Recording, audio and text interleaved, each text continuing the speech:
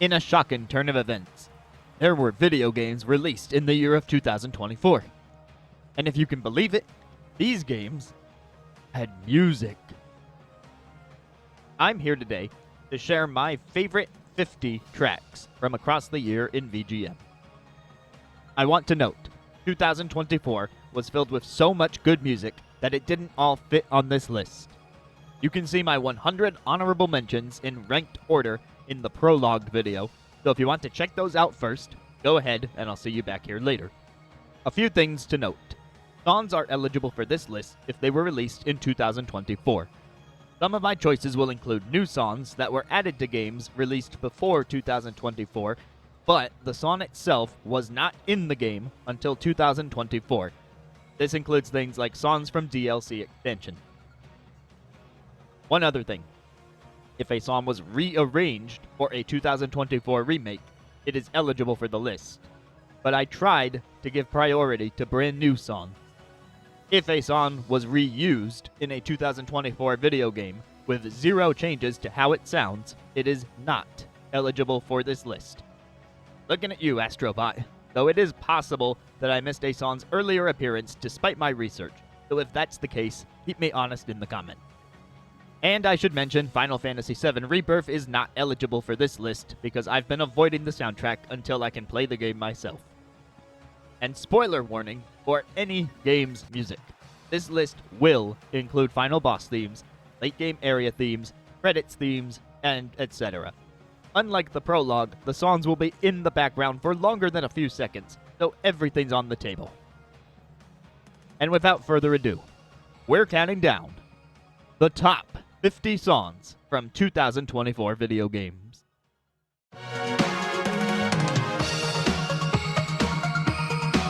Number 50. Alright, we need to start off this list with a surefire good song. We need a team that's got a really good track record, one that's been highly acclaimed, highly artistic, with past soundtracks. Maybe something like the team who worked on Nier Automata. Good old Studio Monica. I wonder what they got up to in 2024. Hold on to the summer, baby, hold on. Gonna have some fun, yeah. We're not getting younger, take it all. Time to soak up the sun. Yes, this is the same studio that worked on Nier Automata. Okay, let's get this fact out of the way early. My go-to genre of music is pop. I consider myself to be a musical artist, but I'm a sucker for the energy they bring, even if it ends up being formulaic. You'll see more of it on this list, but there will definitely be some shakeups as well. So, Foam Stars. I didn't play the game, but when listening to the soundtrack, it's clear that Monica took their job seriously. Summer ended up being my favorite track from the game. It ranks lower on this list because I feel like some of the lyrics could have been stronger. It made the list because of how it invites you into a neon paradise. The song is driven forward by its bass and guitar riffs, accented by twinkling synths. One particular moment I enjoy is the pitch slide that happens at the end of the song's slow section, right before the guitar kicks back in. If I heard this track at a party, it would absolutely accomplish the goal of getting me on the dance floor. It did not, however, get me to play Foam Stars.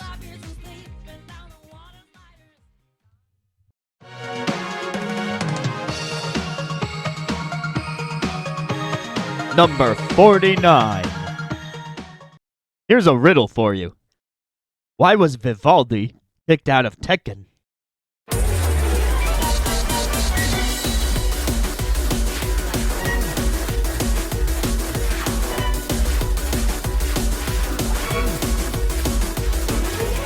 Because he broke the stage. If you're new here, I like fun. And I like this song almost as much. It's a great example of how the Tekken soundtracks aren't afraid to lean into the silly. Someone on the team had the job of merging high-octane electronic music with a classical string melody. I love how the violin is given time to stand out with strategic breaks in the percussion. It's reminiscent of how a classical piece plays with dynamics, but Tekken's signature percussion keeps the song moving the whole time. You can also hear a harpsichord harmonizing with the main melody. Hey, did you know that Johann Pachelbel exists in the Tekken universe? It's canon.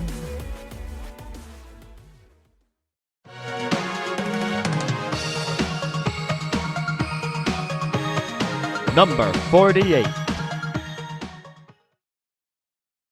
So I mentioned in both the prologue and this video that I was okay with including rearranged songs, but I was trying to be careful not to include songs that were used verbatim in past games. So I had to tread carefully around the Astrobot PS5 soundtrack in particular. Much of its soundtrack returns from Astrobot's past VR experience, and so much of it is amazing and would qualify for this list if it actually released in 2024. That said, if I did my research correctly, the PS5 game added a few new original tracks, such as Turn it up.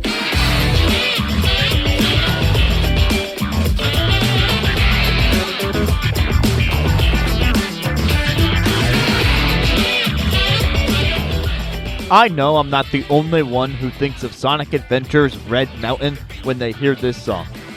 That's not to call it a ripoff. If I thought it was, it wouldn't be on the list.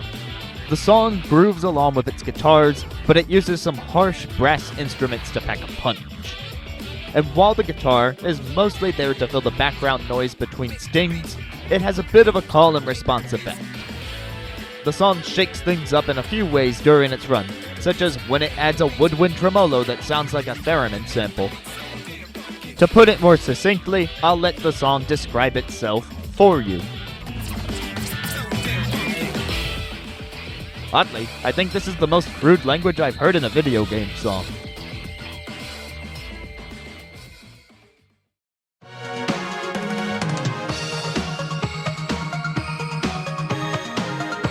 Number 47. Earlier, I mentioned you'd see a lot of pop songs on this list, but one other thing to note. As a pianist myself, I am a sucker for a good piano track.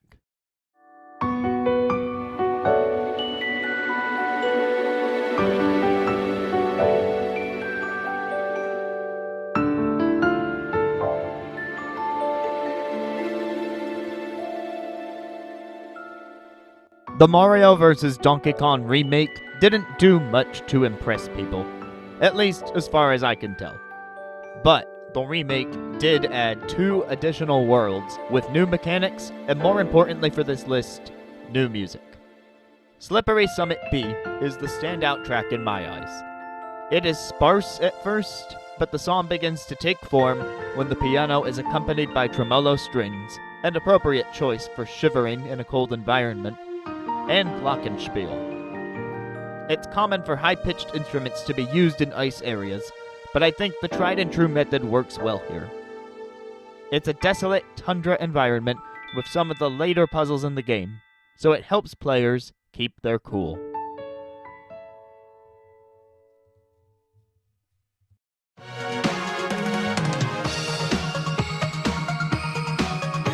Number 46.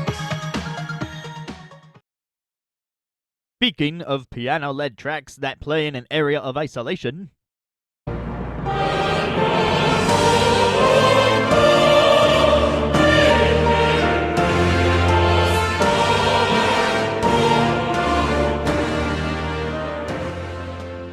in Academia, the player and Mor are alone, confined to their thoughts as they contemplate what choices they should make. While you read up on archetypes and spend mag to upgrade them, the background track slowly swells into an elegant chorus. The song undergoes a tonal shift as well. While the beginning selection carries a more somber tone of uncertainty through the use of tones outside its B-flat major scale, by that final choral section, it fully commits to its major scale, leaving us with a reassuring sense of hope. There is a reason it is the song that plays when you hover over the game on the PS5 menu.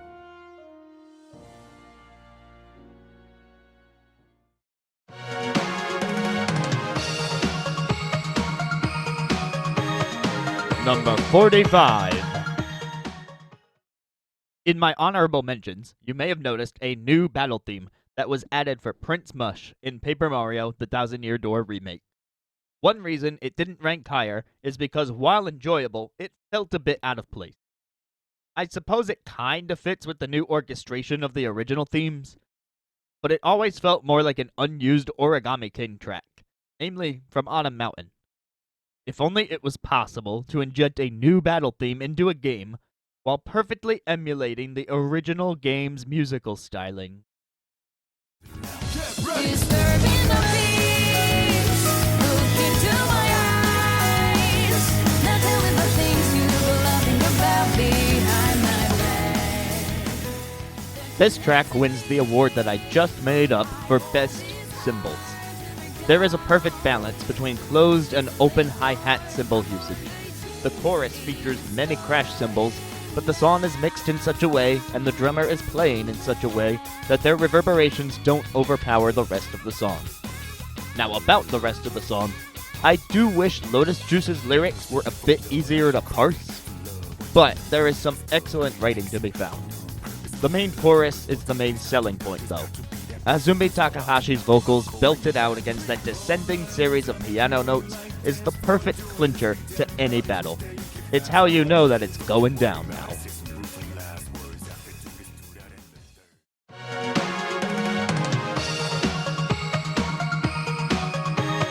Number 44.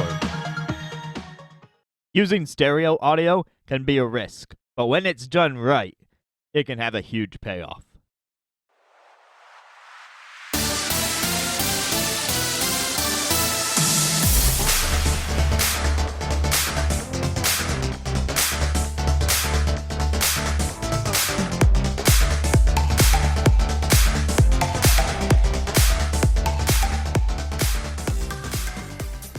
Immediately, the song blasts you with alternating pulses in the left and right audio channels.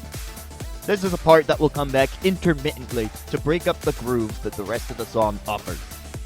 Later, more synth lines are layered into the mix. Ultimately, the song serves as an example of why Tekken 8 was in my top 5 soundtracks of the year. It pumps up the energy to such a high degree with its electronic instrumentation, and I highly recommend trying to work out with the music in the background. It fueled my motivation and pushed me to keep moving. Oh, and I'm sure it's a fine backing track for a fighting game, too.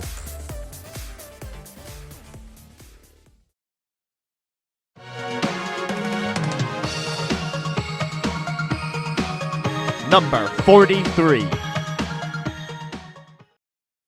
Now, if only that last track had more piano. Where can I find a track like that? Maybe if I hack into the musical mainframe. Auto hacking script detected. Kotune's enhanced playlists are always watching you, and DJing appropriately. Subscribe now to your potential.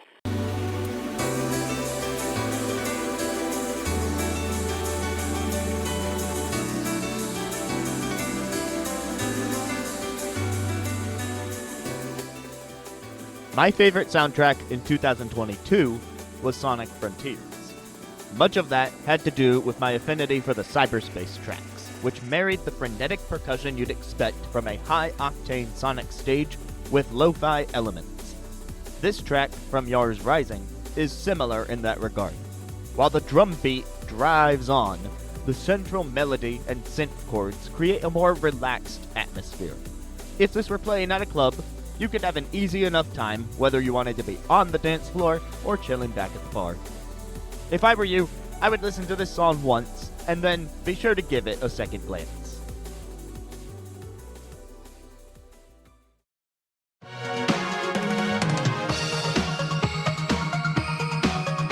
Number 42. Have you ever raced on Music Park in Mario Kart 8? There is one section of the track where you drive over the marimba, and supposedly you're playing it. Here's that concept done properly.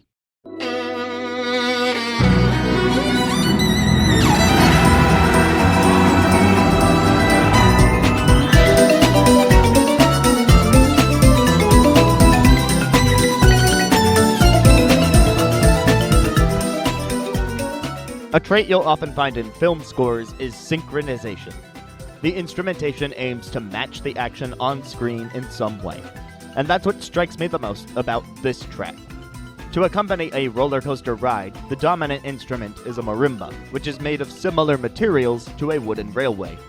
It's as though we're listening to the cart run over the track, and not in that fake way like in Mario Kart 8's music part where the pitch clearly doesn't match at all. It goes through many ups and downs in this track, like the hills one would ride over. All the while, we're accompanied by the timbre of a violin, making the whole thing fit in with the game's spooky atmosphere. Earlier, I gave Persona 3 my favorite Cymbals award, but this track would be top contender for best use of a mallet instrument.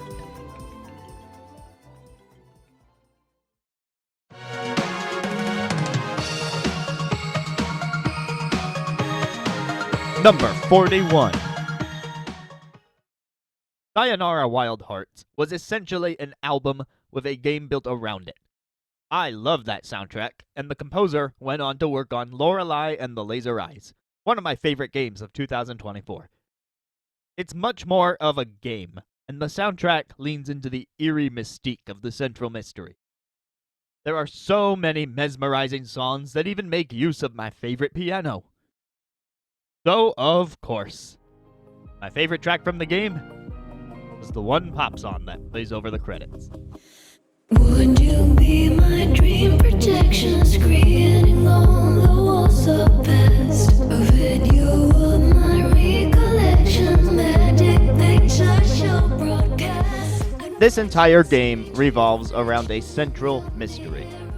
The credits roll once the player finally has all the pieces of the puzzle, and the lyrics bring a sense of cohesion to everything they experience up to that point. As the song continues, you'll hear more and more of the instruments that were incorporated into previous tracks from the game, really helping the sense of finality. There are many little touches about when and how to incorporate these instruments, and the final sound truly embodies the idea that the song is being transmitted over a radio. It's possible that the player is the one symbolically receiving its message, but there's lots of room for interpretation, aside from the fact that this is a very enjoyable piece of music.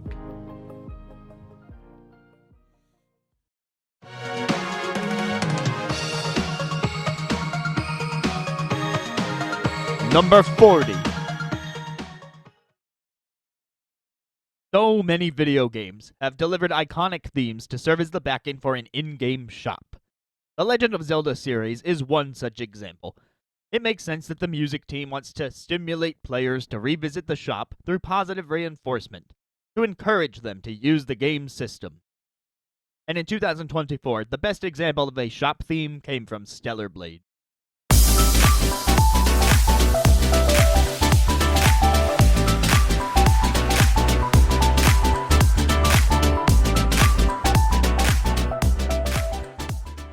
It's not comedic like Twilight Princess's Mallow Mart, nor does it have the instrumentation you'd expect of a street peddler.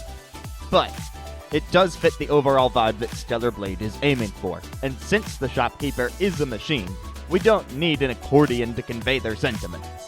But one thing I think it has in common with shop themes of old is its commitment to whimsy. Sure, the backing is electronic and wouldn't be out of place on the Tekken 8 soundtrack, but once we start getting pinches of piano, the personality starts to emerge. I love how the main synth line's notes hop around, and how the song goes in for a key change near the end of its loop. It's another track on this list that I have an easy time dancing to, even if I should be looking through Digger's offerings for weapon upgrades.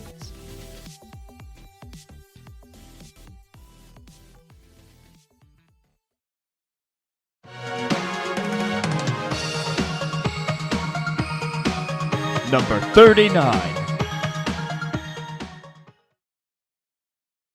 One song that stands the test of time is Crowned from Kirby's Return to Dreamland. It has an iconic piece of percussion featuring a reverberating clang.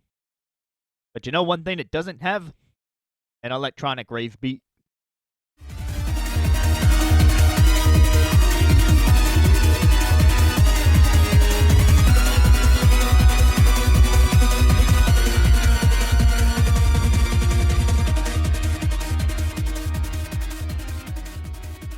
Pepper Grinder's soundtrack uses low pass extensively, and I think it fits well for the same reason that many games use the effect when the player goes underwater. Pepper is often submerged in the earth while she drills her way through the level. This song is one of the longer tracks on the list, with a slower build towards the climax of the game. Some of my favorite parts, such as the choral accompaniment, don't come in until much later in the song, but I enjoyed the full 5-minute ride. The majority of the song is propelled by trios of 8 notes acting as the chord progression.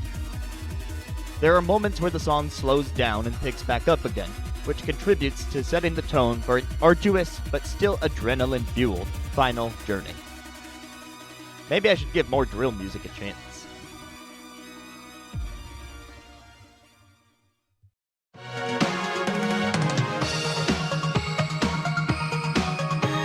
Number 38. Some people were surprised to see Hatsune Miku added as a playable character in Super Monkey Ball Banana Rumble, but I say it was foreshadowed by my favorite song from the soundtrack.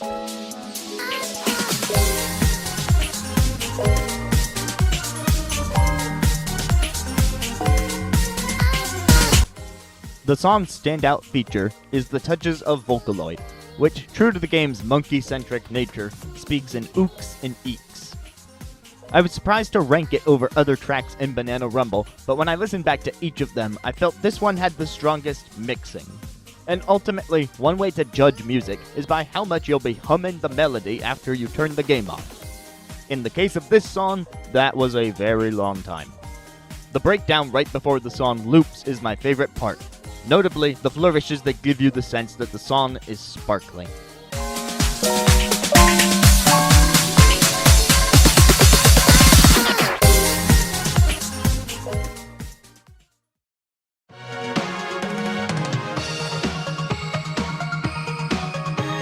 Number 37.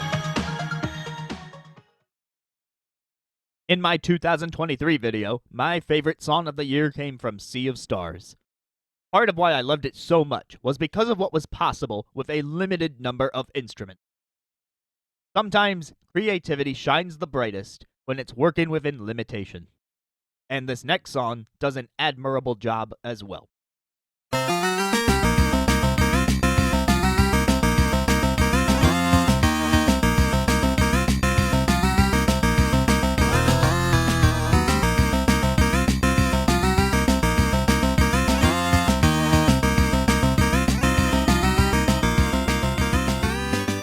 UFO 50 is an ingenious game, which you can hear me praise a lot more in the Best Games of 2024 video, and that extends to the soundtrack.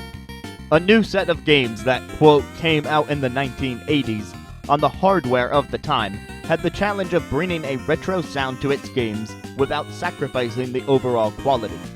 The best example of this might be Porgy, which I placed on my honorable mentions. I mean, that one blew me away instantly. But when I listened to the full OST for this list, I gravitated more strongly to this song from Elphazar's Hat. It offers so much more of a groove, as the bass never lets up.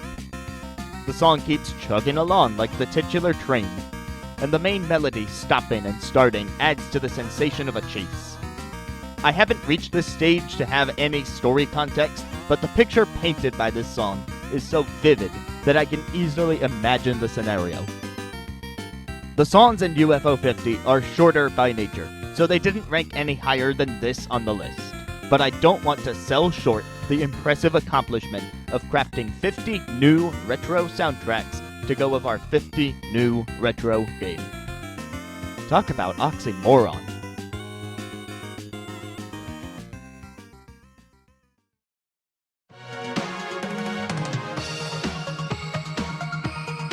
Number 36.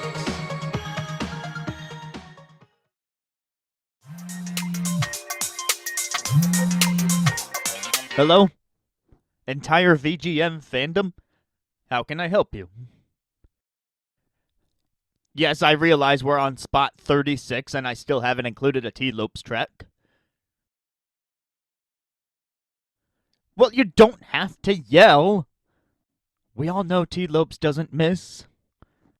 And you know the fact that the viewer can see this fictional conversation means we must be transitioning to one of his songs right now. Yep, alright. Love you too. Bye.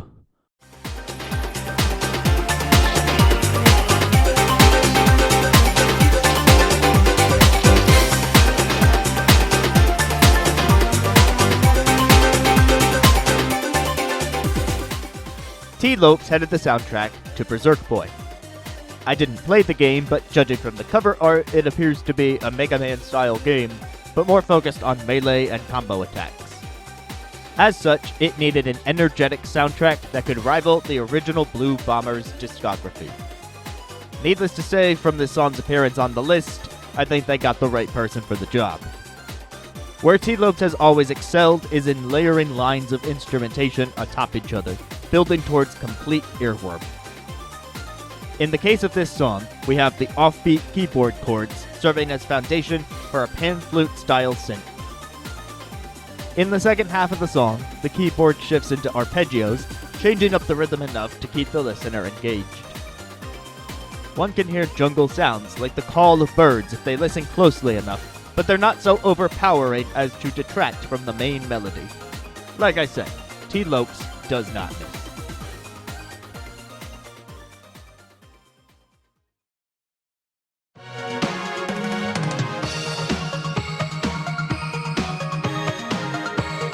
Number 35. You know those remixes in Super Smash Bros. That utilize sound effects from the original games? Like in the Kirby's Dream Land credits theme remix, that's one of my favorites. And also those Bandai Namco remixes. Let's listen to one now.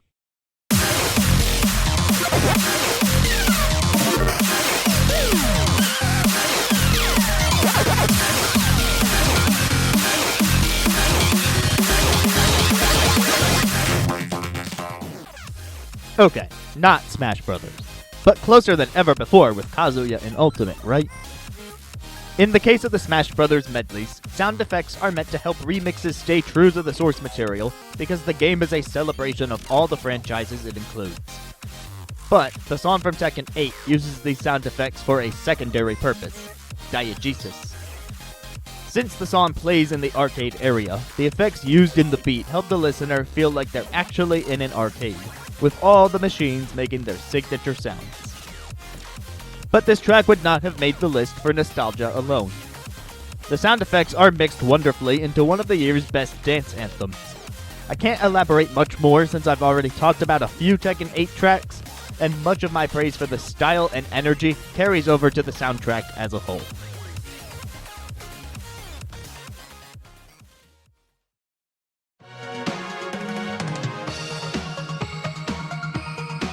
Number 34. When I picture the vocalist in this next performance, I picture someone in front of a studio mic putting their whole body into the performance. But live footage shows us that the vocalist actually keeps still and calm. And I find it very interesting to think about the implications of having to stay calm and collected when you're a player controlling the flow of battle in a turn-based RPG.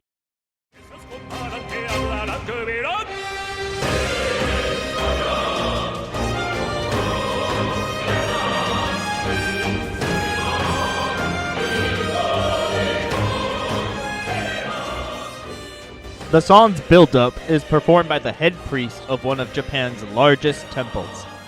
I tried to research exactly what he says, but it seems that the sutras used in the song are a fictional language inspired by Esperanto. But the lyrics are not what's important to this song. The performance is still enjoyable for much the same reason that some people can enjoy hip-hop music despite not understanding the performer. It's the vocal delivery and the intonation that matter.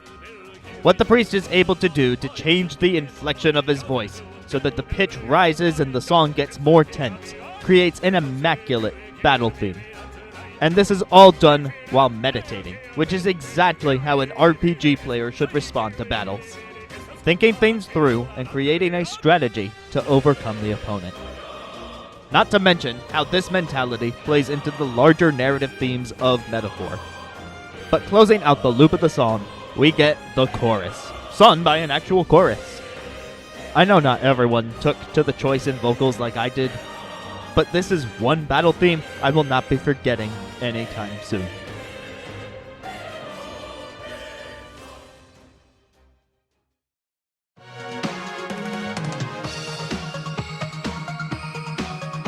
Number 33. Oh, silly me. We went 2 entire spots without mentioning T. Lopes.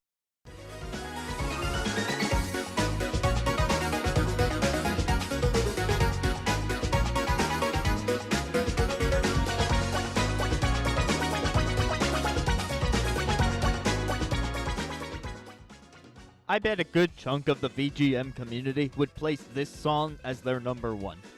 But while I enjoy it, the sound font is not exactly my favorite thing on earth. But once the song gets going, even I won't deny that I have to give it credit as a cool composition.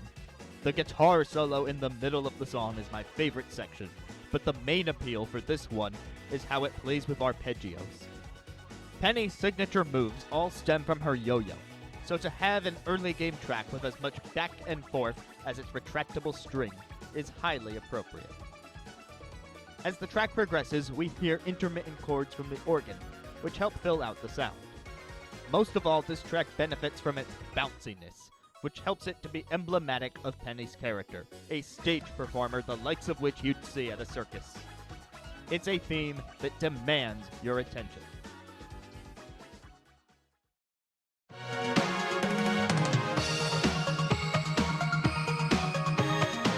Number 32. I can't seem to find myself. Hello? Anybody? Oh well, this list has got to keep going on. All of these memories can never fade away, but I don't know if I'm in control today. Can we agree that disco is well past the point of being dead and just fully embrace it as a society again? The blend of heartfelt emotion and instrumentation to dance to is sorely missed. This is one of many background tracks from Yars Rising, but it stands out for its immaculate instrumentation. Horns, piano, and strings fight for control at various points in the song, but it moves seamlessly between them. Helping them flow together is the persistent kick drum, and there's just a few percussive flourishes between the first and second half of the chorus that hit me in just the right way. The song has one of the more impressive vocal performances on this list, particularly with the final chorus. And then, that vocal performance is broken and stitched together into the final breakdown.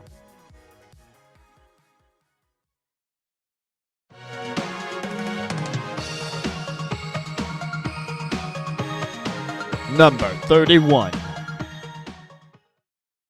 I have a few goals whenever I cover a piece on the piano, but chief among them is to provide a sense of percussion, even though I have no drums to accompany me.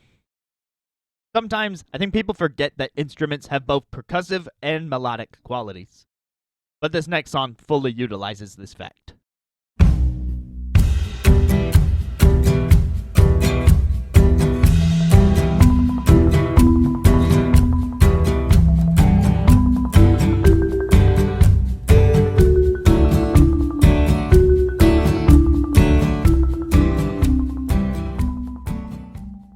Brothership is the first Mario and Luigi game to have a soundtrack that isn't headed by Yoko Shimomura, but I think Hideki Sakamoto did a pretty good job in her stead. In Heat Freeze Island's themes, while there are drums contributing to the piece, my first thought always turns to the use of acoustic guitar to establish the rhythm. Sometimes it takes a break to let you sit on a quieter moment with the jazz drums, but for the most part, it gives the piece its main source of drive, which makes it stand out from other ice area tracks. It feels more like the emphasis is on trudging through tough terrain than it is about desolation. My favorite section is when the flute comes in and brings the temporarily silent guitar back with it, but I also praise the duo of mallet instruments and the accordion for their contributions.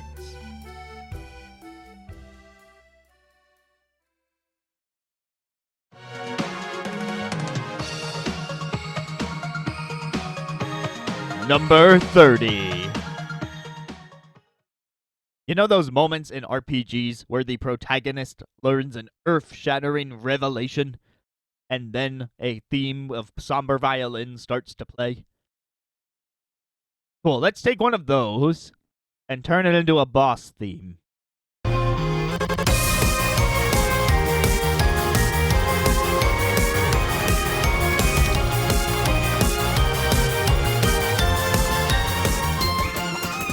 Look, I'm not here to talk plot points, so I won't say anything about where the titular betrayal happens in Yars Rising. But I will mention, it didn't really mean anything to me from a narrative perspective. But the song accompanying this fight does strike a chord with me. I've experienced betrayal in my life before, and there's a good chance I'll experience it again down the line. And perhaps some of you can relate to the sensation I'm about to describe, but one way I've coped with the feeling is through dance. I equate it to a primal release of aggression, since I can channel my feelings physically without harming anyone. This song perfectly portrays the interwoven feelings of somberness and rage by blending the solo violin piece with the game's pop percussion. It's not the most complex melody in the world, but it's a melding that connected with me on a personal level, and it's a nice listen in its own right.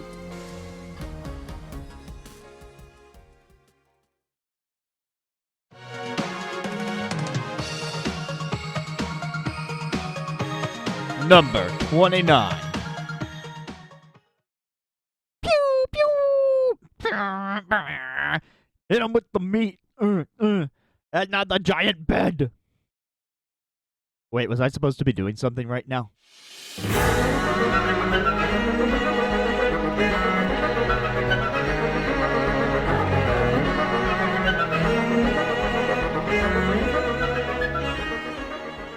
I was kind of disappointed with Echoes of Wisdom from a gameplay perspective. It didn't even make the cut for any of my Game of the Year category awards. And it's not like I outright hate the game, but it was a stacked year. The one saving grace is that we got a nice final boss theme. It incorporates the game's original overworld melody, as well as Zelda's Lullaby, to great effect. And while the game utilizes the same toy-like style as the 2019 Link's Awakening remake, Echoes of Wisdom soundtrack is not limited to the same palette of toy instruments. The game's music feels more elegant and serious with its small array of string instruments. And if we learned one thing from Xenoblade Chronicles 3, it's that the flute can add drama to a song when used properly. On one final note, I love the choice of a marching drum beat for this song. All through the game, Zelda commands her own personal army of echoes, and here in the final battle, it really feels like you're leading the charge.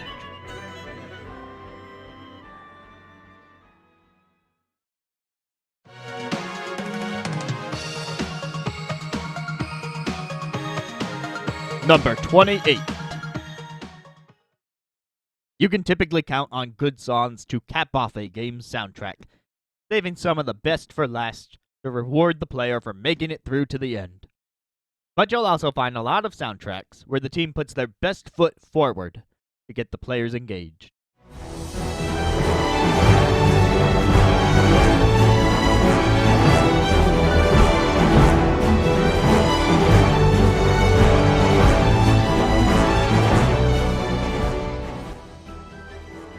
This song does its job as the first stage theme in the game, sweeping orchestral strings to set the stage for the start of a grand adventure, a back-end of horns to convey militaristic fortitude and strength, and sustained woodwinds that bring to mind the wistfulness of the character's dreams. My favorite section is right at the start of the song. The melody starts its slow build with a section that sustains the third note, then the fourth note in the following phrase, then the fifth after that, and finally the sixth. 3, 4, 5, 6. It's elegantly constructed, and we get to hear it a second time when the woodwind section properly joins in. The song breaks for a more frenetic string section, which suits the setting of a battle where you must constantly stay vigilant and keep all your units under control.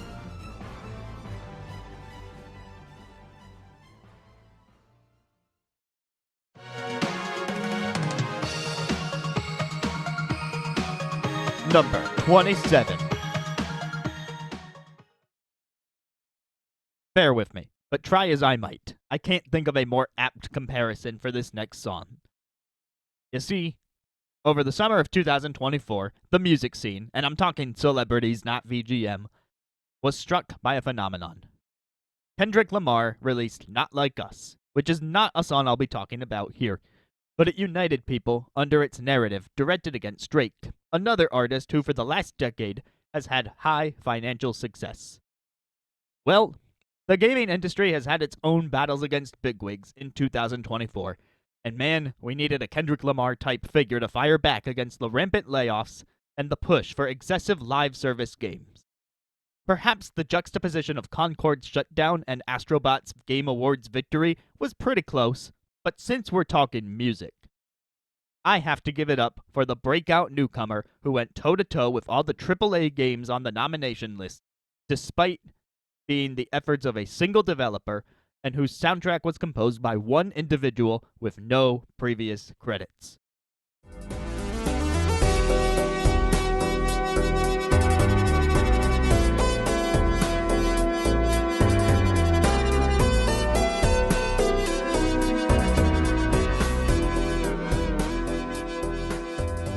Serene, mysterious, evocative, a real ace of a track.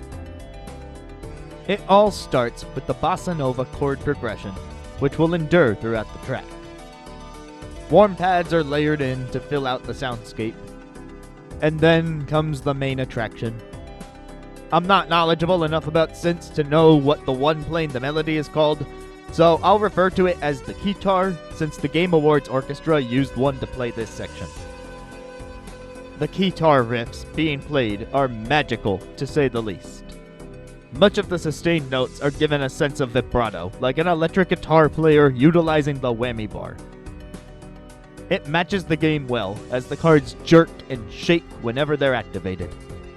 Before the song loops, there's a series of plucky arpeggios that I really enjoy as well.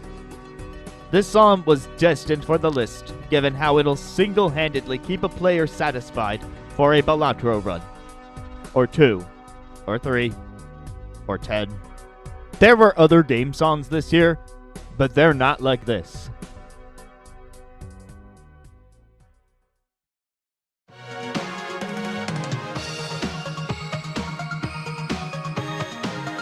Number 26. You know how lately in these videos I've been cueing you guys to prep your tomatoes? Well, time to get them ready, because you're about to hear the first song that I ranked above the Balatro theme. It's... Oh,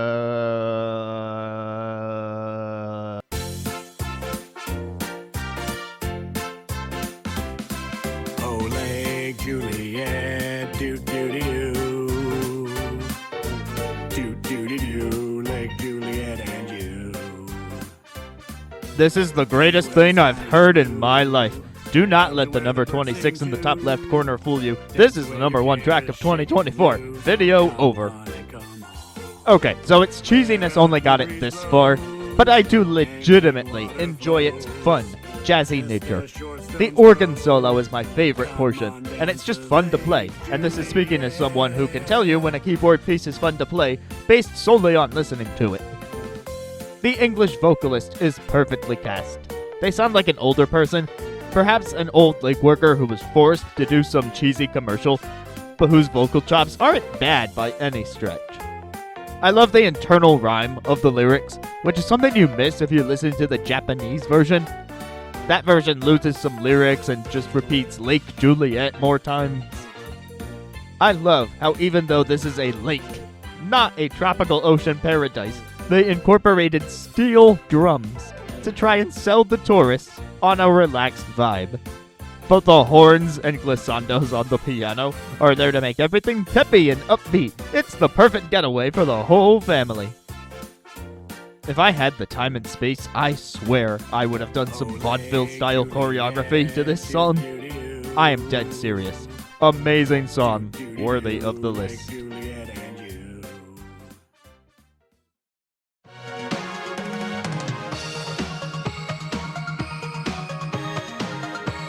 Number 25. I would argue this next song also has cheesy lyrics, but it takes itself very seriously as a pop song. I already told you how much I like pop songs.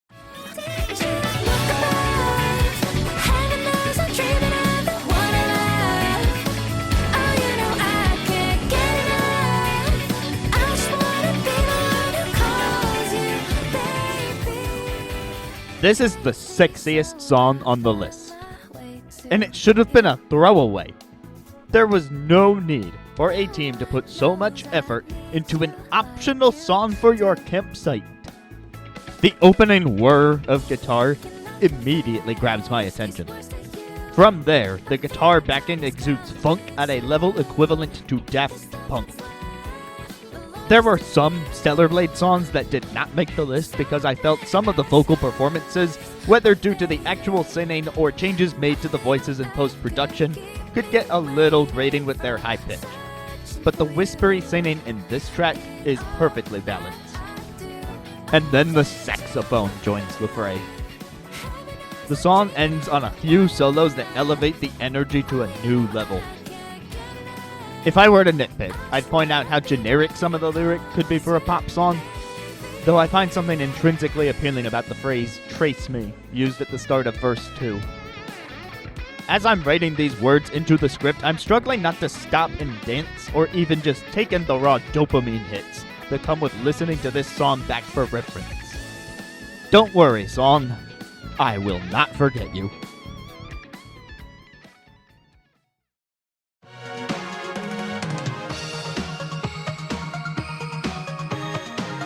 Number 24. One listen, and I immediately knew that this would be somewhere on the year-end list.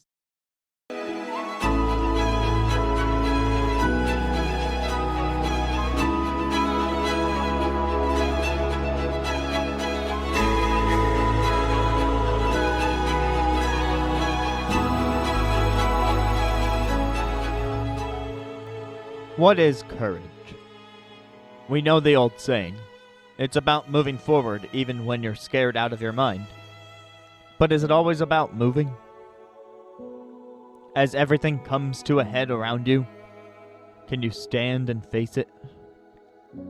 As you see the pieces of your world crumble and crash down around you, can you withstand the onslaught?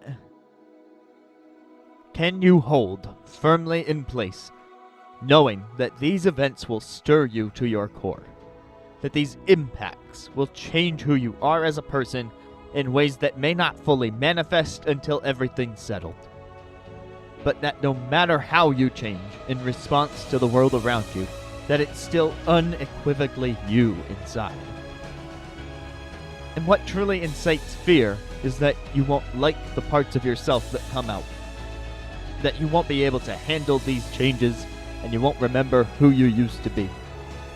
If courage abides by you, then it resides in you. You can stand firm in your beliefs, and when the time comes to move forward, others will follow. Nothing is the same, but there is a place for you and your courage out there. Also, this song has a lovely string motif and percussion.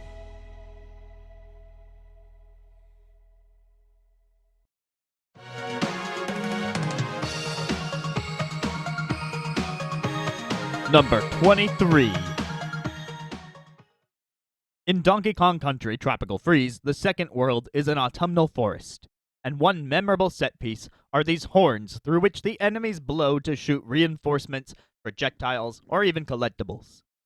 I distinctly recall them and the sounds they made, and they're all I could think about when listening to this next track.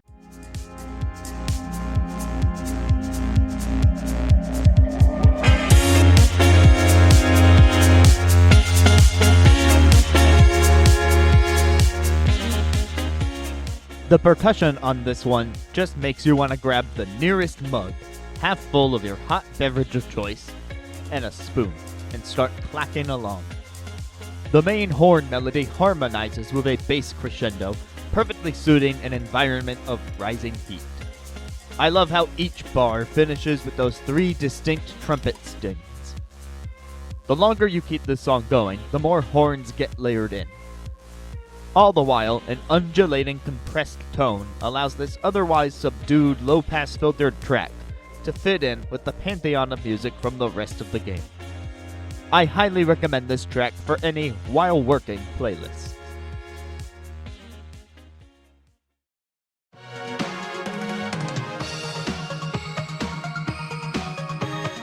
Number 22. In celebration of my 30th birthday, I chose my favorite soundtracks from each year in the last 30 years. On that list, I ended up choosing both Persona 5 and Persona 5 Strikers in their respective years. The musical style exudes so much suave personality, and I can get caught up in a number of tracks.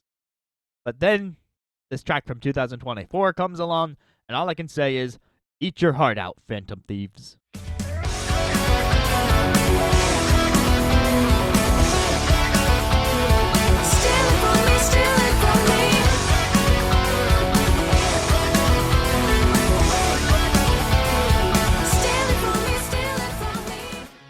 I missed out on Bloomtown, A Different Story in 2024, but this track alone makes a compelling case for me to play it. Comments inform me that this is a battle theme. And please make no mistake, I'm not calling it a ripoff of a Persona 5 track.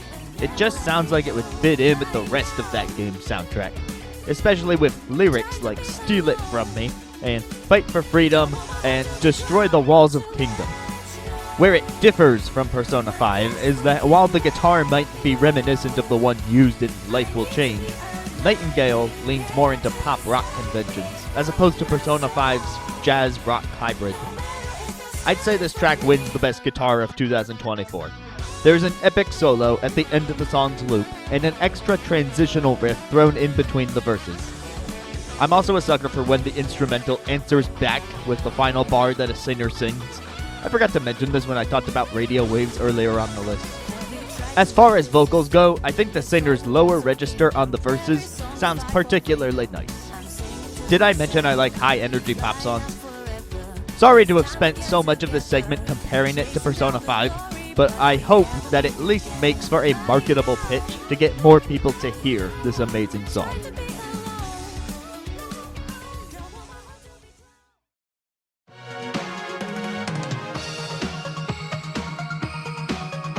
Number 21. So, some behind-the-scenes talk for you. I talked about my top 5 overall soundtracks in the Best of 2024 awards video, but for the sake of this video, I've been keeping tabs on the good music from new games all year round.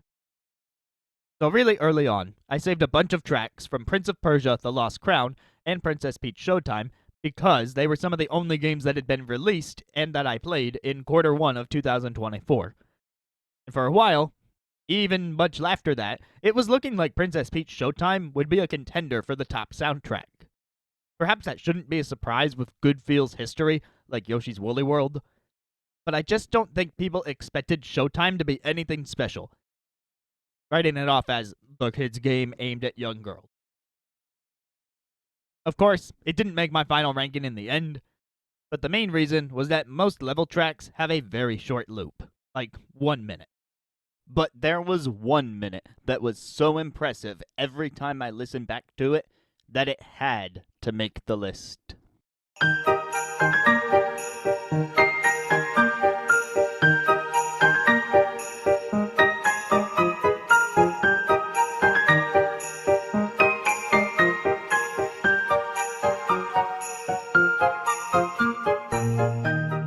Oh, piano, my beloved, how you glisten in the field of reverberating tones.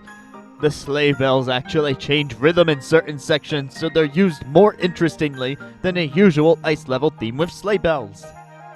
In that same bridge section, we hear a brief stint from a mandolin, which leads to the most important point I can make about this track. It is plucky through and through, arguably more than any Squire was in 2024. While the high-pitched piano dominates the melody, you can hear triplets of chords played in the lower section. Between those and the offbeat woodwind ostinato, we get a sense of cheer, welcoming us into the winter wonderland. My favorite section is the second pass of the melody, where the picture is completed by the crystalline timbre of the vibraphone filling the soundscape. Despite its short loop and its equally short usage in-game, I can listen to this theme for a very long time.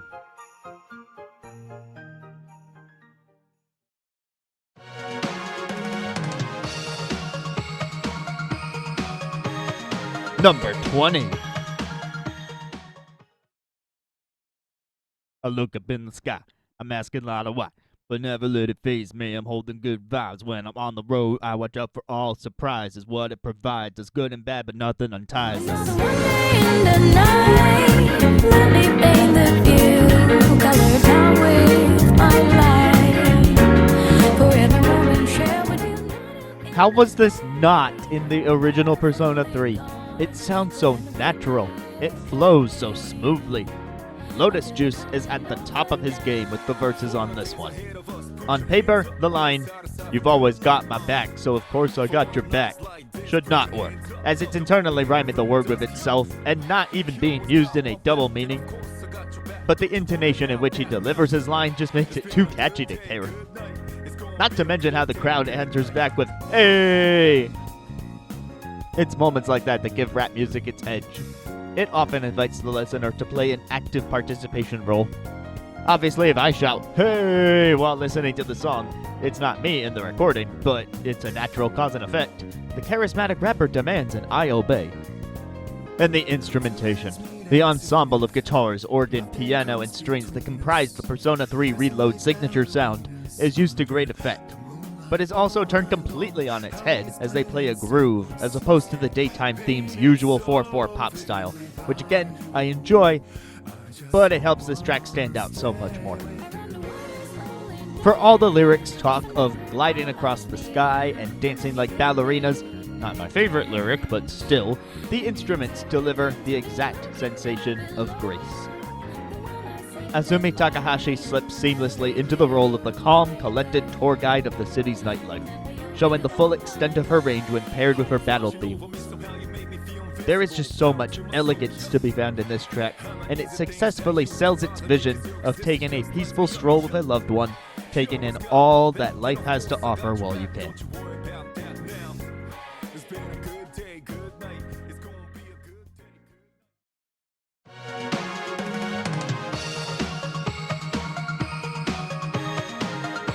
Number 19.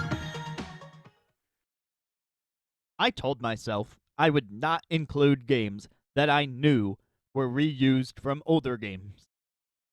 So when I encountered one of my favorite themes on the Astrobot soundtrack, and then found out that it was used in the 2018 VR game, the question I asked myself was, what loophole can I use to circumvent my own rule and put it on the list? And it took me a while to find this loophole. I tried looking at a map, but honestly, the way I found it was all in uncharted territory.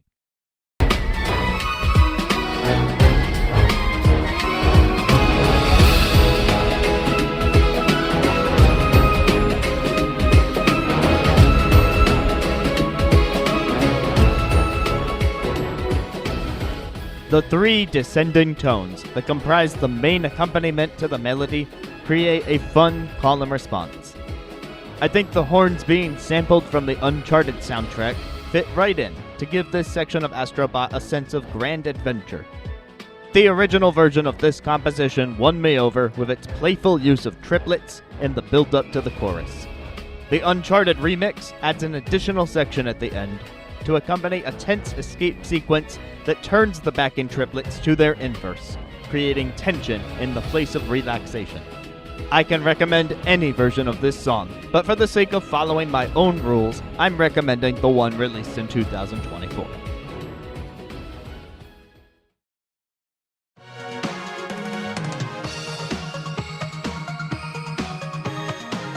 Number 18.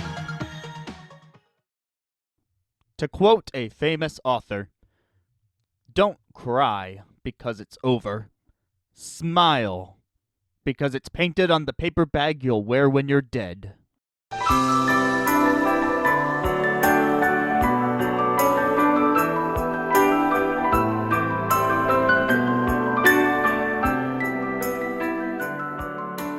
My piano bias is shining in full force with this selection. There's at least 3 piano tracks being played concurrently during the climax of the song, and I love hearing all the tones harmonize with each other. There's some music box, too, in case the piano isn't enough to tug at the heartstrings. When I hear this song, it brings to mind those times where it's healthy to let the tears flow. It's an outpouring of emotion, but as a direct result, it instills a sense of calm reassurance. This song is humanized by its willingness to play with tempo. You can hear hesitation as the song transitions from the opening to the portion with the backing drum, which itself slows down leading into the bridge. You also hear it in how the phrases of the melody fill out between the opening and middle sections.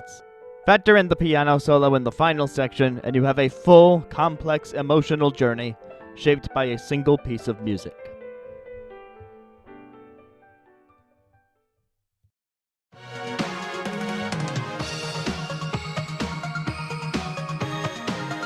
Number 17. People were wary about the newest game in the Mana series, but could you ever really doubt the music given the series' track record?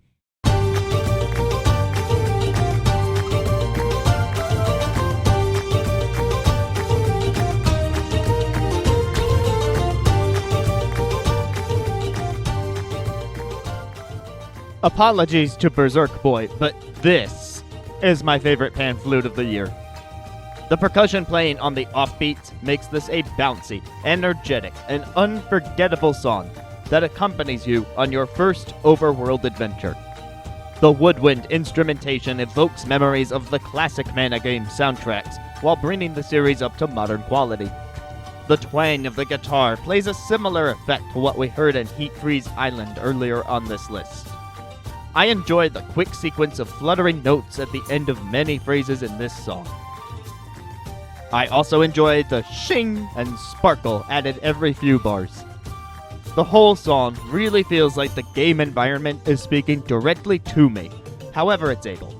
The wind whistles a melody, the light shimmers against reflective surfaces like ponds, the earth rumbles in response to the nearby volcano, and vines pluck themselves like strings, all to tell of nature's harmony in the world we've sought out to protect.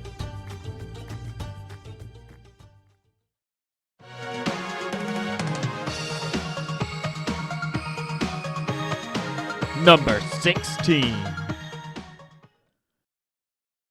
In popular music, there is one producer who goes by the name Zedd. His signature is the sound of a ticking clock, often emblematic of the common theme in his songs, where life is short and there's only so much time to live life to the fullest. Well, he's made some songs I like, but this completely outclasses them.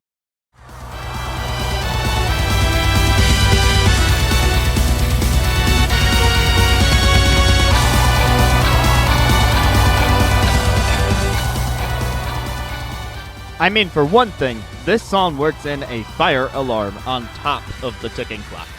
It's objectively doing more creative things with the sound effects. The clock keeps the beat like a metronome, but later in the song, it isn't afraid to drop out and let the rest of the song shine, and to get the player a bit of a reprieve, as any sound effect playing too much would get annoying no matter how nice it is at first. This dynamic is flipped later when the melody fades out, leaving us alone with the clock for a few moments before rushing back in stronger than ever.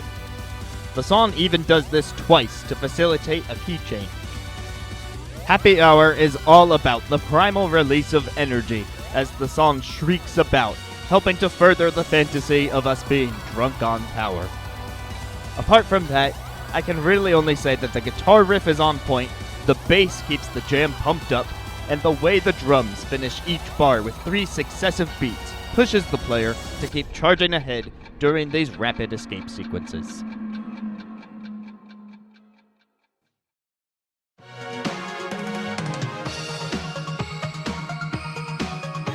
Number 15. Yars Rising had my favorite overall soundtrack of 2024. Though of course we've seen it on this list a few times already. It was a pretty easy choice given how the game leans into the upbeat and the electronic, which suits my personal tastes. The game is first and foremost about hacking, so it needed some tracks that went all in on the digital element. And Sean Bialo was able to deliver something so epic, so overwhelming, that it would take 2 spacefaring vehicles to carry everything he put into it.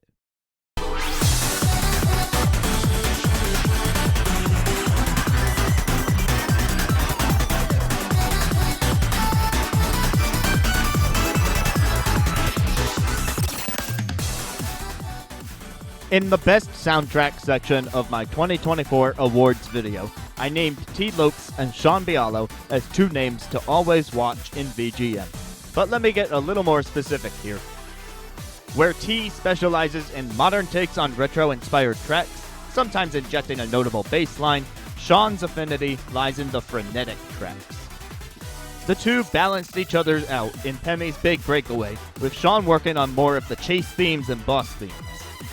2 Ships is not a boss theme, it's in rotation with most of the soundtrack that plays as you navigate the screens of this Metroidvania. But unlike a lot of Yar's typical tracks, I think it better suits the tone of Infiltration. The blend of synthetic sounds is akin to a trumpet belting out a jazz solo. It has much the same intonation and vibrato. The additional effects employed alongside the percussion commit the player to the universe in which your hacking mission is taking place, and makes for one of the most hype-inducing tracks of the year.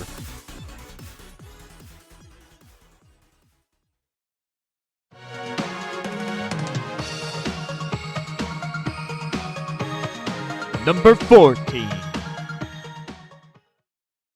I've grown fond of Halloween over the last years just due to the Ace events that I have put on.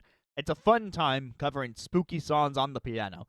There's even something playful about how one composes a track befitting the holiday. But our next song shows that there is also beauty that can be found on top of that.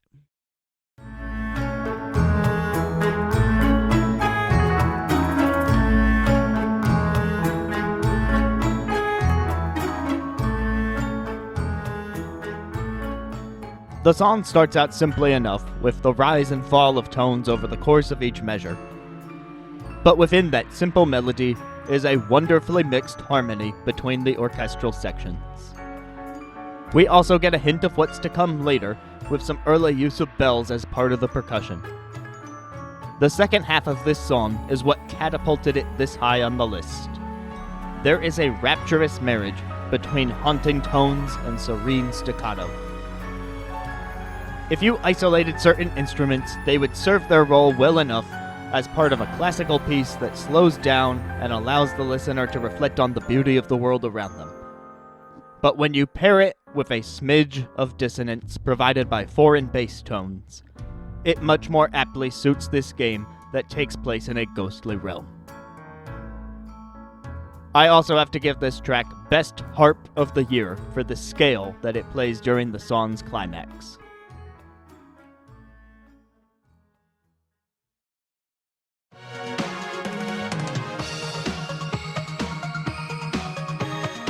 Number 13.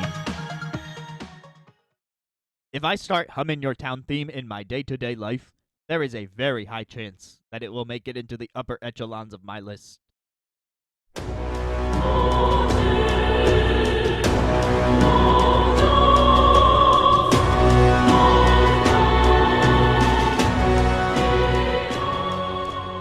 Not the battle theme, not Juna's performances, not even the theme of Academia.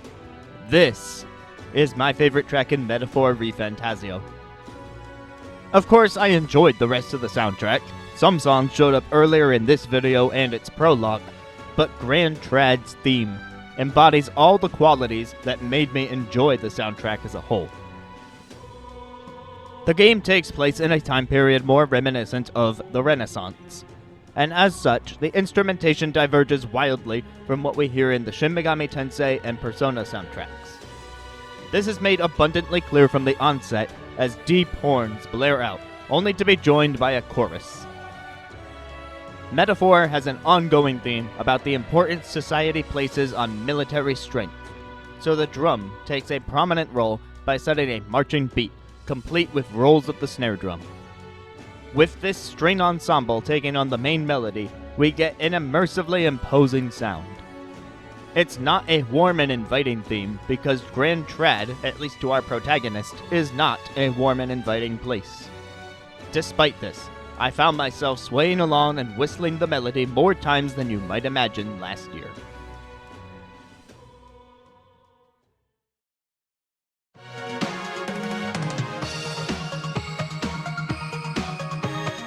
Number 12. It's amazing that Emio got so much praise.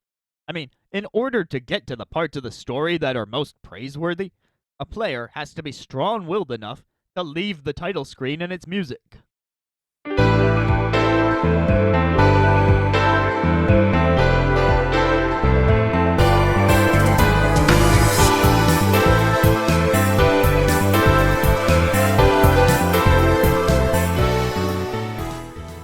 I know I have a strong conviction to play the full game, but society at large?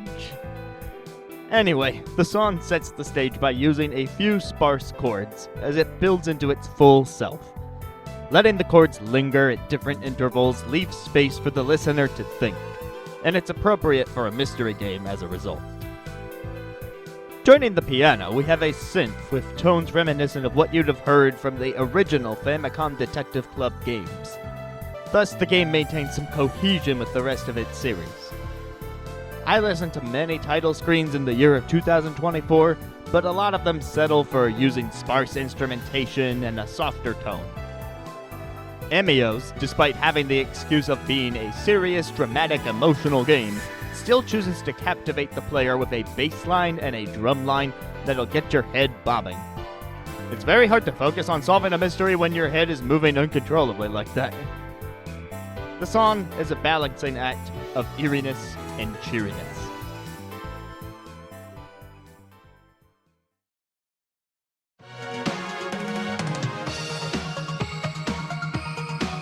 Number 11. And next up, we have Penny's theme.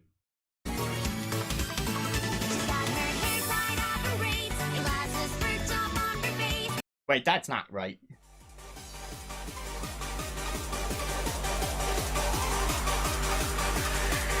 Wait, that's still not right.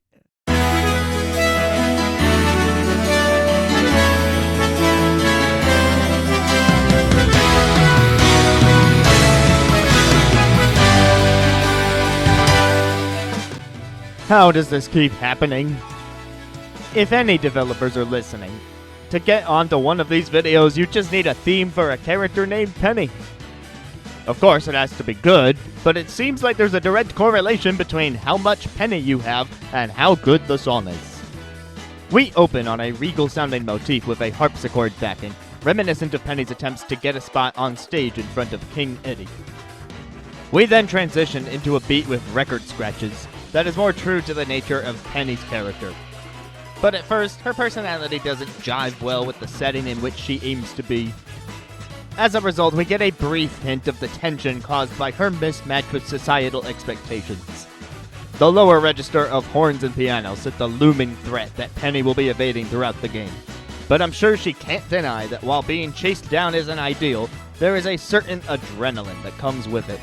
And so the adventure begins, with the greatest piano solo of 2024. I have no words for it, here it is.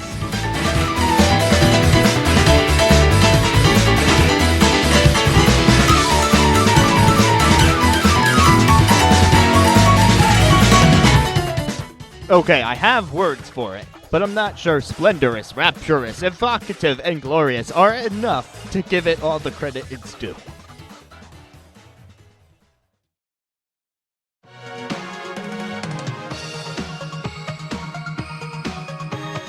Number 10. We have officially made it to the top 10 tracks of 2024. If you made it this far, I can only assume that you're enjoying yourself. Sharing this video, leaving a like, or subscribing for more like this are all very appreciated. It took much longer than I wanted to get this list compiled, so if you want a 2025 version of this, seeing some numbers would really give me the motivation to do it, because again, this was a lot of effort. And yet sometimes something that takes so much effort can sound effortless.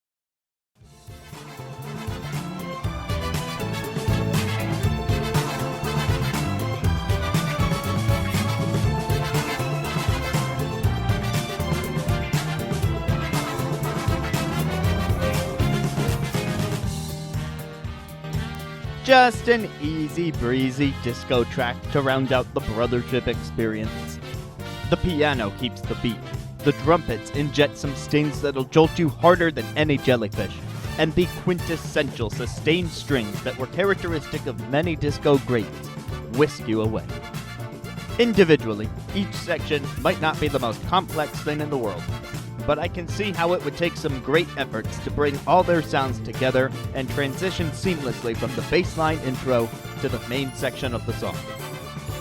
While comparisons will obviously get drawn between this song and Thrills at Night from Paper Mario The Origami King, I preferred this track greatly to that one. For one thing, the vocal samples in this song aren't used too frequently, and they're not of a shrill scream, but instead a fun whispery, "oh, oh." I think they could have even been used a bit more. I know Brothership is a divisive game in terms of its pacing. Me personally, I fall into the camp that had more issues with it than not, but I was rewarded greatly for getting this far in the game.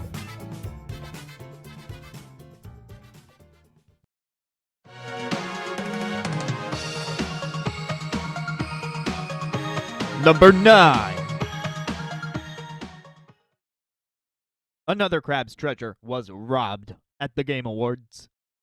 I blame Roland.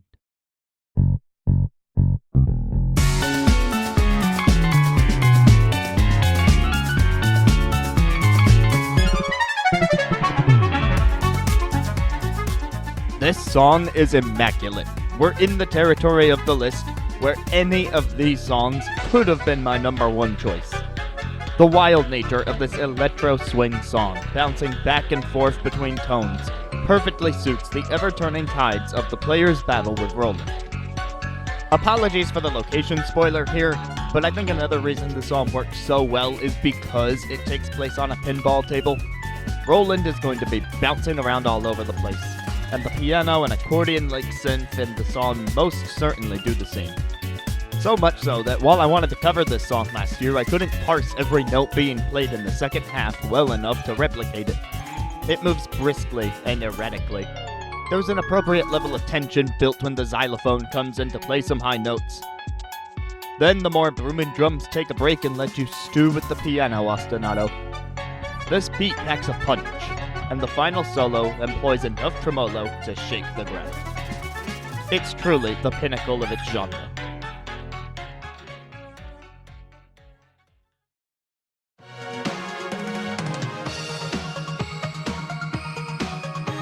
Number 8. The game I put the most time into in 2024 was Shin Megami Tensei V Vengeance. This is because I went back to finish the original campaign and then played the new one to see the differences. And what was my reward for playing so much of this game? Finding this song.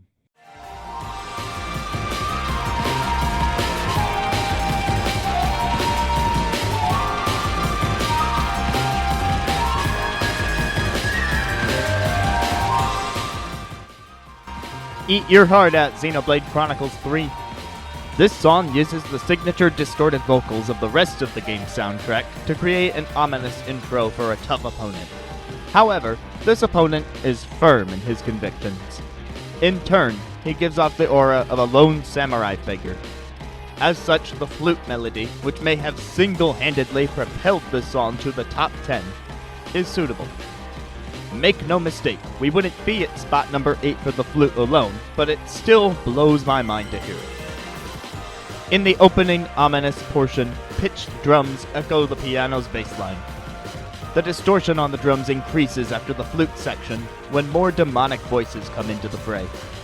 This song, like much of the Shin Megami Tensei V soundtrack, is otherworldly, but for this track to feel that way, to such a high degree, despite fighting against an opponent who is arguably the closest to being from our own world, It really speaks to the tone of the situation.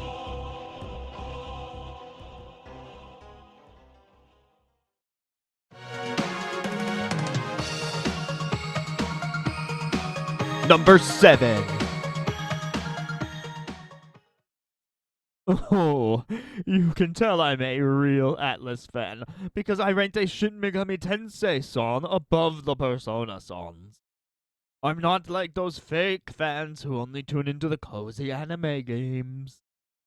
Well, aside from the fact that what I said is a terrible gatekeeping attitude, and I said it sarcastically, it's also not true, because... Oh, the journey starts from where we did first step. No one's sure what lies ahead before them breath. Colors may be rough and tough, though it will be somewhere. If anyone played Persona 3 Reload after experiencing the original story, you might wonder why they bothered. Given the nature of things, you can tell there's a hopelessness inherent to the game's world. So why would someone willingly revisit something they're powerless to change? Why experience the game world at all if you know the road you'll travel? But imagine extending that logic to life itself.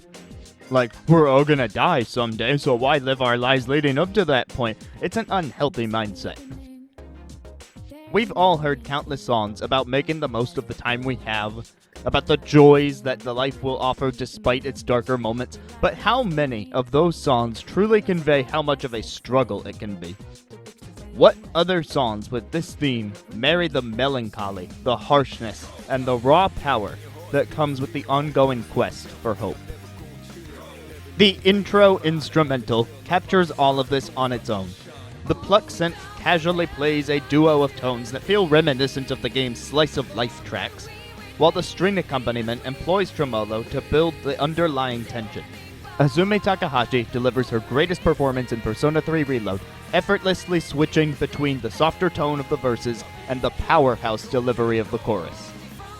Between those, we get motivational interjections from Lotus Juice, where the instrumentation once again borrows from the in-game casual tracks, this time using an upbeat horn section, to pair with the somber strings, which excellently transitions to the chorus.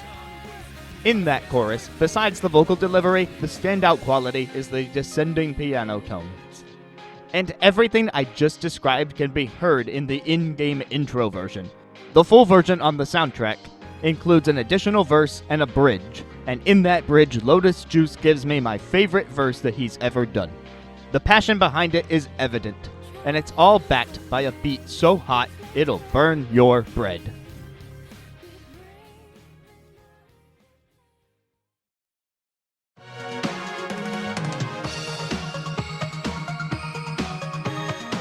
Number 6.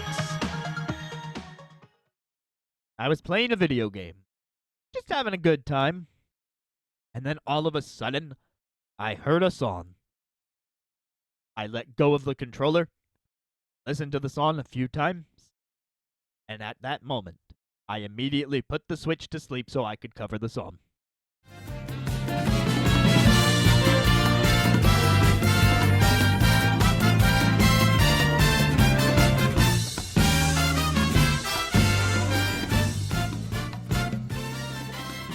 It's so good.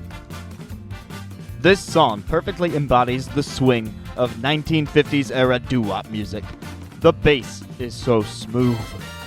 I love the use of bongos and acoustic guitar to accentuate when the violin takes over the main melody. During the second half of the song, where the horns take over again, I have to give a shout out to the percussion. Best triangle of the year for its accents during that portion. As we near the end of this list, I'm running out of words I can say that I didn't attribute to other songs. But the songs that I have saved for the end are pure and simply the ones I went back and listened to the most. Like Twisty Island here, each of them immediately ingratiated themselves to me through bombastic energy, charm, and carefully melding each of the song's parts together into a cohesive experience. Twisty Island is one that I shan't be forgetting anytime soon.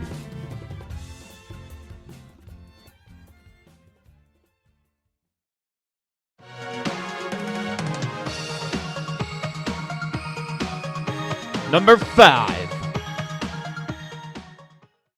This next track is the highest ranking track from a game I did not play.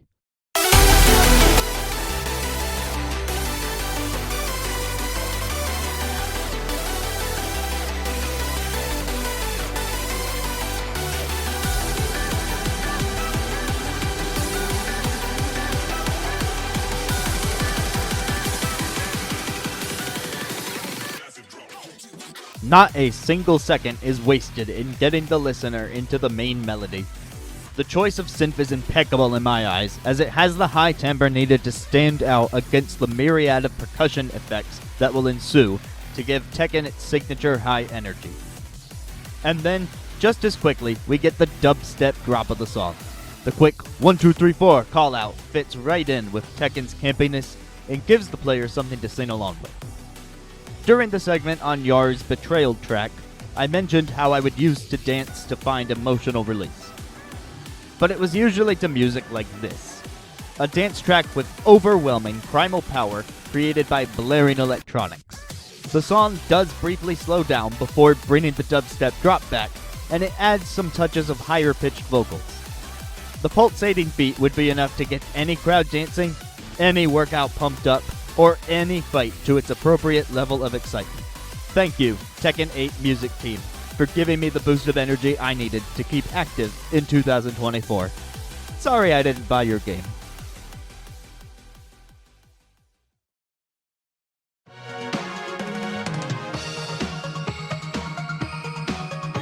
Number 4. My top songs all found their way into my brain and made a home there. Although in some cases, it's more like an earworm forced its way in. Like it slipped past all my defenses and breached every firewall. Yeah, this next song lives up to its name in that regard. How do you do it? I can't explain. Human connection, hacking my brain.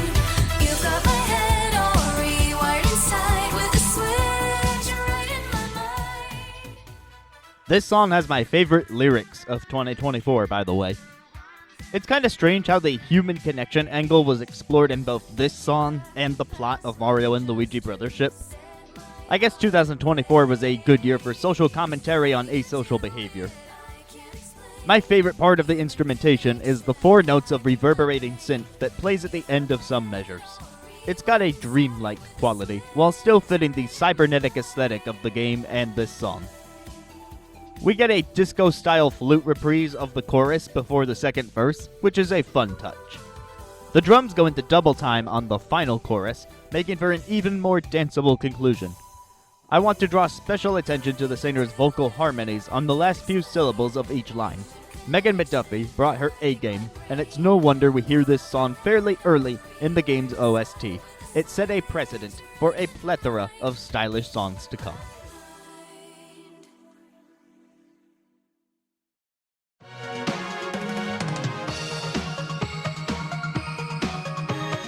Number 3.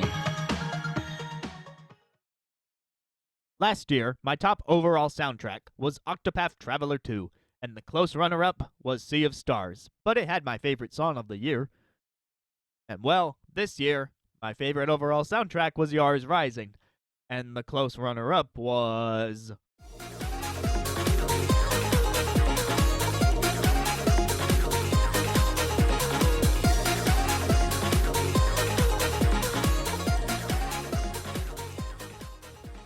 I would shout, "Dance, monkeys, dance!" But in Penny's Big Breakaway, it'd be more apt to shout to the penguins.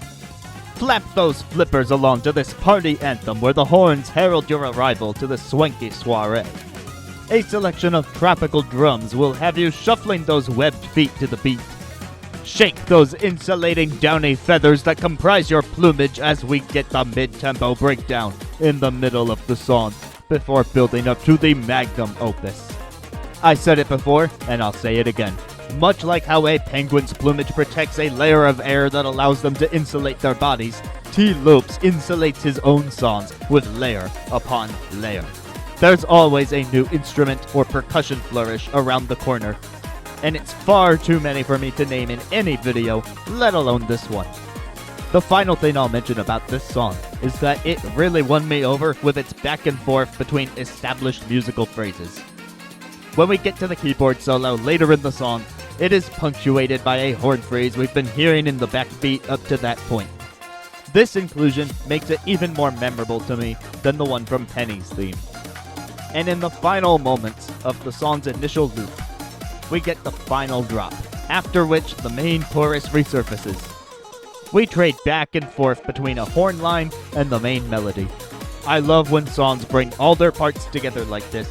It feels like a proper conclusion that factors in everything we've heard up to that point.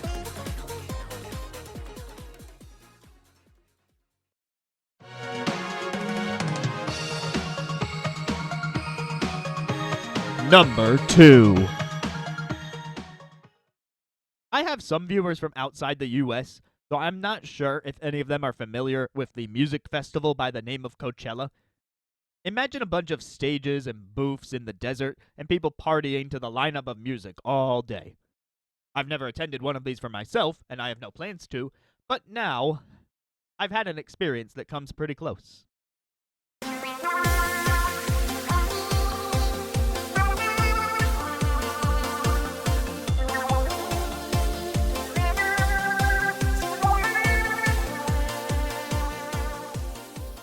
I asked myself many times if this song was only on the list because of the emotional attachment I felt visiting the Grand Festival in-game. One final blowout, celebrating the Splatoon series past, present, and future. And in the end I decided, even if that's why it's in the top 5, who cares? It's my list. All that said, I still posit that the song is just great on a technical level. Much like the idol groups and their respective Splatfest teams, this song is a 3-piece meal for the ears. The Squid Sisters section is the softest portion of the song. Generally, when people reminisce over memories, we associate it with a calmer soundtrack, one that reflects our fondness for what came before. I appreciate that for all sections of this extended ballad, the Splatoon team still threw in a mid-tempo beat you can dance along with. After all, it needed to fit the festival setting with dozens of jellyfish onlookers bouncing around. That said, if you've heard past Squid Sisters tracks, then aside from extra violin flourishes, you basically know what you're getting with the first verse. Off the Hook takes over in the second verse. The beat picks up a bit more, and we get some guitar stings. After Pearl's opening section, the song stops for a moment so they can talk directly to the listener. In Marina's closing lines, we start to hear how the song was constructed with the Splatoon game's number in mind. As Marina belts out, as the rightful best vocalist in the Splatoon series to date, we hear an alternating series of 2 tones. Then, when Deep Cut comes in to take on the third and final verse, Big Man transitions the beat using triplets. It's like you can hear the distinct 1, 2, 3 symbolizing the entry of the trio from the third game. We hear Deep Cut's usual influences from Okinawan and Middle Eastern instruments during their verse, but the final breakdown is my favorite moment in the whole piece, though they do have the distinct advantage of going last and building on everything that came before. I suppose it's symbolic of the franchise as a whole. We finally end on a final, slower conglomeration of all 3 groups before the cycle starts again with the Squid Sisters.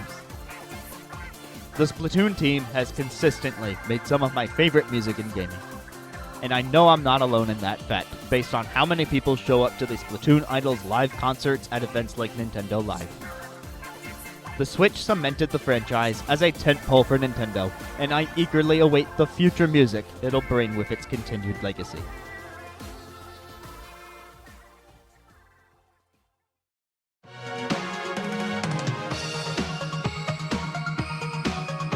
Number 1. At the end of Splatoon 3's Grand Festival, it was announced that the winner was Team Past. And if the music in 2024 taught me anything, between games like Persona 3 Reload, Shin Megami Tensei 5 Vengeance, Yours Rising, Another Code Recollection, Mario vs. Donkey Kong, UFO 50, it's clear that what's old is new again. And so it should come as little surprise that my favorite song of 2024 was sent to us from the year of 2004.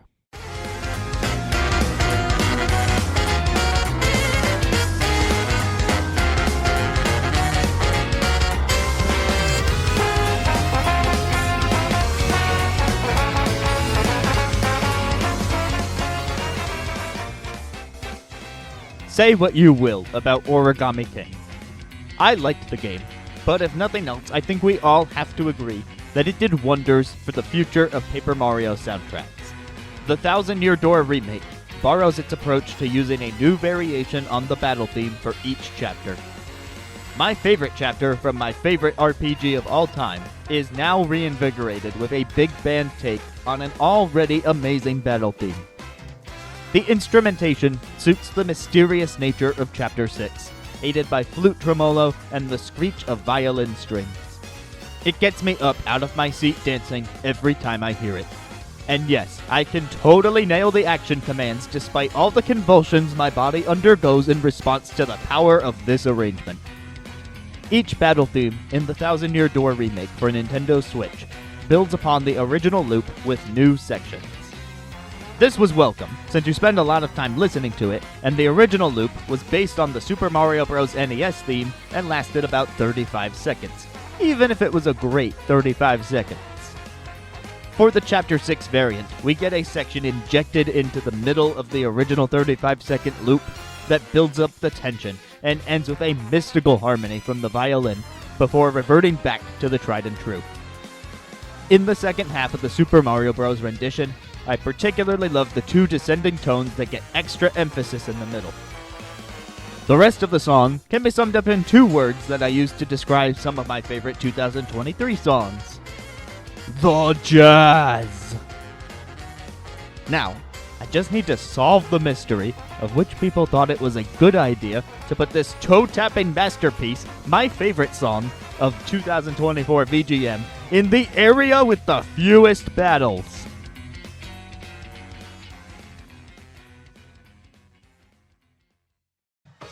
I want to thank anyone who made it this far in the video. I want to thank all the music teams, all the developers who created these amazing games and respectively soundtracks in the year of 2024.